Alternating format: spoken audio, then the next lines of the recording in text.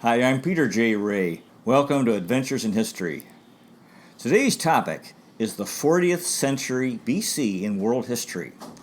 So, we're talking about 6,000 years ago, the century that started in the year 4000 BC until 3900 BC. So, a long time ago. This is going way back.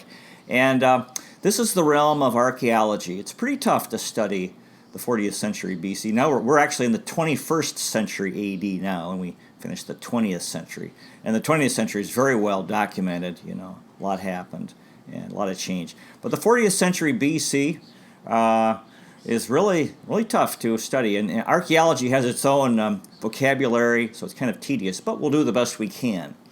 And the thing is, if you look at the world then, especially what strikes one is that the most important reality was agriculture. And agriculture is the foundation of life as we know it, because before agriculture, people were hunting and gathering, hunting wild animals and gathering wild food from wild plants, acorns, grasses, things that were growing in the wild that they could eat.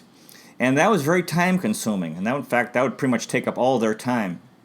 So everyone in a situation of hunting gathering is involved in food production, and that means that no one can do anything else, and they're just living like animals. And they can't stay in one place, because the wild animals would be running away, and then they'd have to go farther and farther to hunt. So they would be camping, basically living in a place, but not for very long, maybe for weeks or at the most months.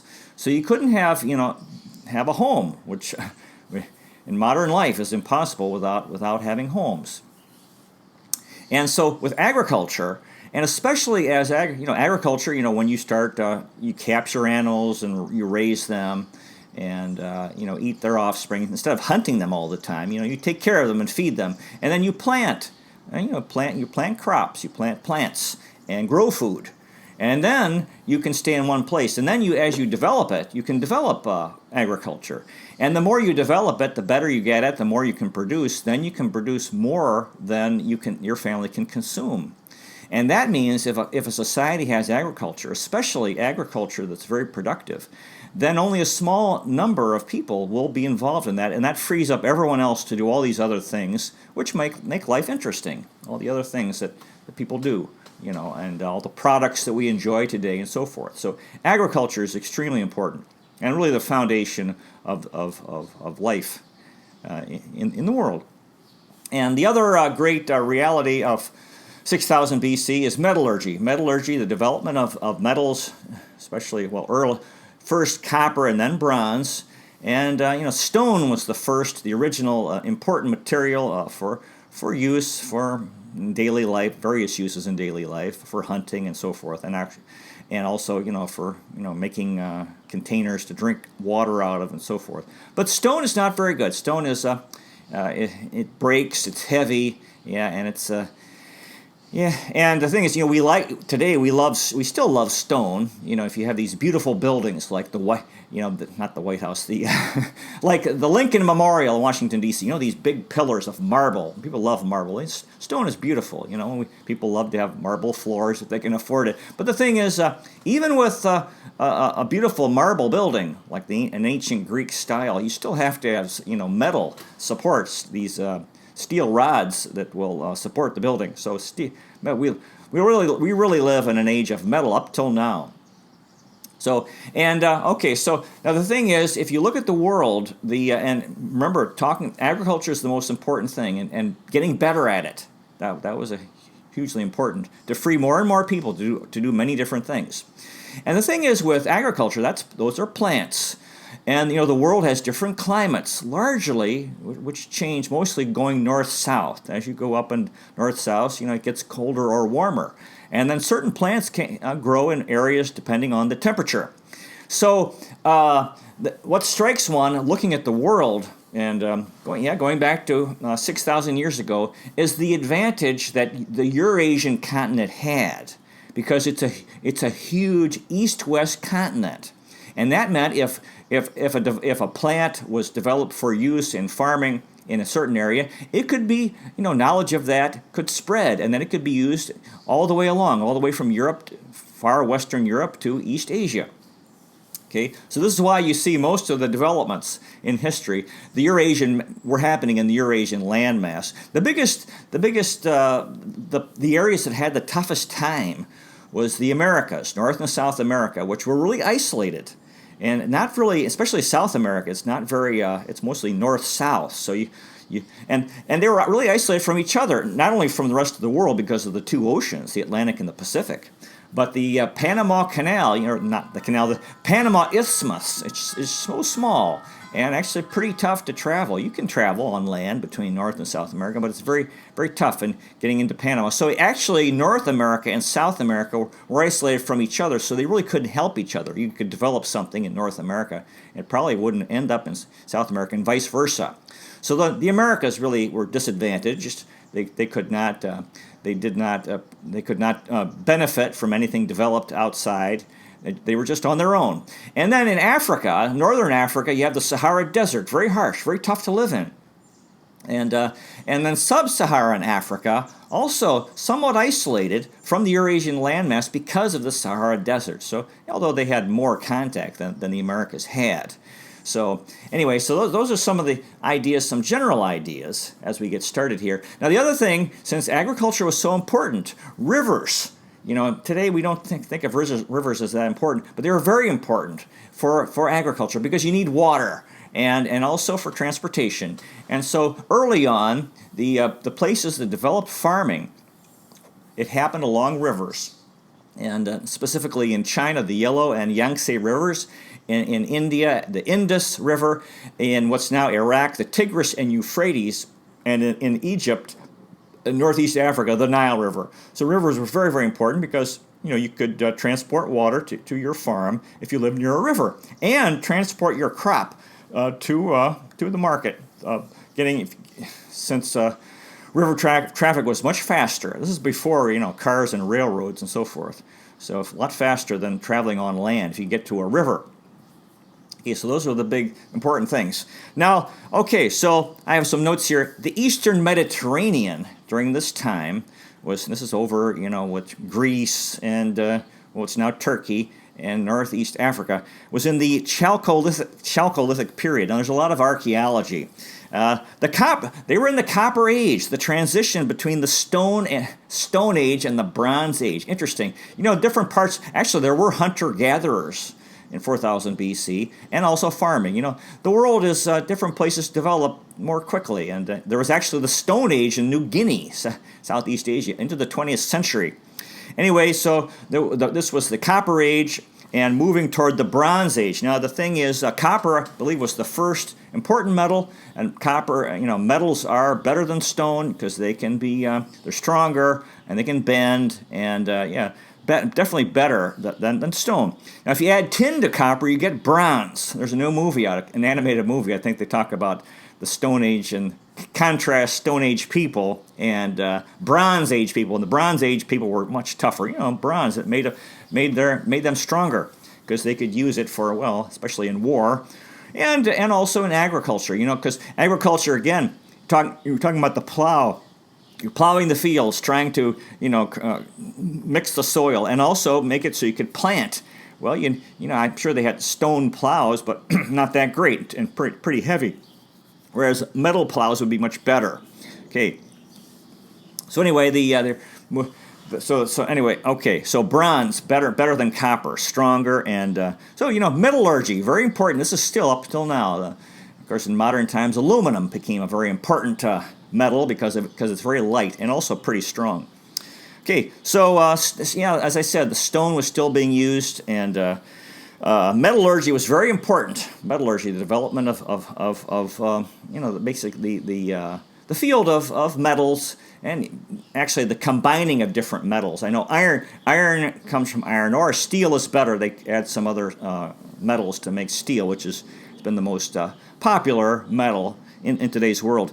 Now, there's evidence that Serbia and the Balkan Peninsula had copper, 5500 BC, copper, the first important metal. Now, in northwestern Europe, they were in the Neolithic Age, also known as the New Stone Age. and not so. Yeah, in fact, it's interesting because northwestern Europe became dominant in modern times. Great Britain, especially France and so forth, the Netherlands. But at this time, they were really behind, more of in the Stone Age. And but they had domestication of animals, sheep and goats, which is a very important part of modern life. Not only planting plants, but animals. Sheep, well, very helpful for their wool, and goats, yeah, you get goat milk, pretty good. And they had mud brick houses in northwestern Europe, and animal skins for clothing. Yeah, this was the earliest clothing, animal hides and furs. Before you developed clothing, basically weaving fibers of plants together to create, shirts and pants and so forth. Now in China, there was the Yangshao culture on the Yellow River in northern China, what's now Henan and Shaanxi provinces. They ate millet, or grew it and ate it. Slash and burn agriculture. Yeah, so the population was lower, and they'd farm. This is still popular, controversial. Where you're farming an area. Well, you set fire to the forests and to create farmland, and then you farm after that. It's a way of clearing the land, and it's had a bad reputation. Although Jared Diamond, he's actually the guy who talked about the East-West and the Eurasian landmass having the big advantage. But slash and burn agriculture had a bad reputation. Like, oh, this is terrible. What are they doing? But apparently, it's actually better than people realize. Okay, so they also had pigs and dogs in China, northern China.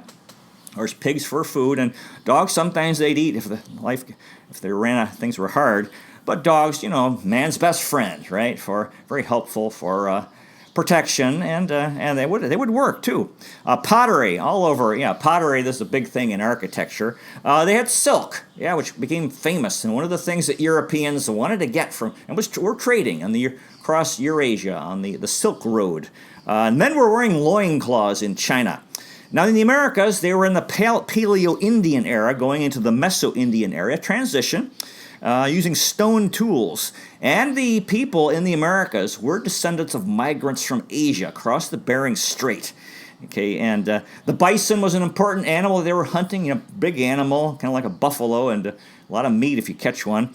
Arrowheads, of course, they didn't have metals. I don't think they even had metals really up until the European contact. The mastodon, which was a big elephant, which I think went extinct, the mastodon. Yeah, if you catch a mastodon, people would be able to eat for a while.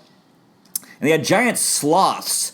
Now these sloths, if sloths don't move too fast, and there was an animated movie about a sloth, so they must have been high. You have to maybe high in the trees, I think, to escape because they really couldn't run away. Okay, now in Egypt, pre-dynastic Egypt, on the Nile River, there was hunting wild grasses for food, and also, of course, grasses eventually became used for clothing, grains, the Sahara Desert, the great geographic reality in North Africa. Weaving, weaving of plants, obsidian and gold. Yeah, gold has always been the thing that people really loved. Now, this was the start of the Nakada culture in Egypt. They had painted pottery, and there was trade with Nubia. Now it's down, which is the Sudan, down south of Egypt. There was writing. Yeah, this is a part of modern life. And cedar from Lebanon. I think the cedar tree is on the map of Lebanon, or the flag of Lebanon, which Lebanon is always famous for the cedar trees, which apparently is must be a very strong, and I think it's a heavy wood, and it has a nice smell. Mesopotamia. This is, historians have traditionally called the first civilization where farming developed, which allowed everything else to happen. Now, the Uruk period, not Mesopotamia, is now Iraq, and between the Tigris and Euphrates rivers. And the beginning of urban life, the Sumerians, in this area were considered the first civilization. Cuneiform, I believe the first writing. Yeah, so important, writing. And an increase in social complexity, urban life. Yeah, so this was the development of cities in what's now Iraq. And social complexity, meaning you had people doing different, instead of people, you have some farmers and all these other different things, people making pots, people making clothes, and people in government to try to create order, and then you'd have a military to defend against other peoples, other city-states, and then of course religion and these various fields, artists even, social complexity and political upheavals as people, you had rich and poor, people arguing over the haves against the have-nots, people, the elite, tending to believe they deserved more. So political, which we have, of course, this is today's world, all this political upheaval that goes on. The potter's wheel, very important. You get better pots with a potter's wheel. Famous scene from the movie Ghost, where this gal, she's putting, the thing is spinning, you're making a pot. And you can make it much better instead of just trying to fashion it with your hands. And then this Patrick Swayze comes in, Demi Moore, the pot kind of falls apart that they're making. The date palm, good food. And the domestication of the donkey, which became the most important beast of burden in the Near East. This would be, Near East, Eastern Mediterranean, what's now, I think they call it the Middle East. Yeah, and this increased trade because before you just have to, whatever you were producing, whether it was crops, farm food, or other things, you'd have to carry yourself. But now you'd have a donkey, which they're strong animals that you would load up with baskets of things, and so they became very important donkeys. And sheep farming, sheep again for wool, sesame for various uses, and again city-states. Actually we live in the world today where cities dominate the world, and cities became dominant. And you'd have Singapore is kind of like a city-state, a country which is like a city, not much more than a city. And one city and the city-states would go to war with each other and so forth, trying to expand. Of course, they would have to have some farmland to feed them. Accounting and bureaucracy, part of modern life, bureaucracy and government. Writing and art and sculpture. Art, everyone loves sculpture. We have all these ancient busts and statues. And now in Europe, they had the funnel beaker culture, the Kokuteni Triptylian culture. These are archaeological terms. Now the Kokuteni Triptylian culture in the Carpathian Mountains. Ooh, cool. Eastern Europe. They had high-density small settlements. In other words, a lot of people living kind of packed together, probably for security and also to enjoy each other's company. Hunting, subsistence. This was, they weren't really, so there was hunting, but also, I'm sure, some farming. And a lack of a political elite. You have to have more wealth to have an elite, to support an elite. And then there was the pit comb ware culture in northeastern Europe. Hunter-gatherers, early agriculture, teepees. Now back to East Asia, the Langzhou culture and the Yangtze River. Now this is more central China. And highly stratified. And so this was along the Yangtze, it was more developed than in the Yellow River. And they had, and a stratified society means, various levels, from top to bottom, the top being the political and religious elite, and for whatever reason. Maybe the military could be near the top. The bottom, common laborers. And signs of wealth would be things like jade, silk, and ivory, and lacquer. So city life. Japan was really, I hate to use the word backward, this was the Jomon period, hunter-gatherers, and that trees were important. Beeches, buckeyes, chestnuts, and oaks, edible nuts from trees. So this is really wild trees. And acorns they could eat. Deer and boar, both for food. Deer are, boar, which is like a pig. And yam-like tubers, fishing. Of course, Japan is surrounded by water, so fishing would be good. Soybeans and peaches. They had peaches, real nice fruit. Lacquered wood, still famous, I believe, in Japan. I know my grandmother, she enjoyed lacquered wood from Japan. Now, back to the Middle East, the city of Susa was a center of pottery production. Pottery, you get archaeology seems to have a lot of pottery, and pottery was important basically as a storage container for all kinds of different things, water and various grains and different foods and whatever you wanted to put in it. Susa was an important city in Mesopotamia, what's now Iraq. Also, there were megalithic monuments being built during this century, large stone monuments constructed in Brittany, which is now northwestern France, Portugal, France proper, Corsica, which is a French island.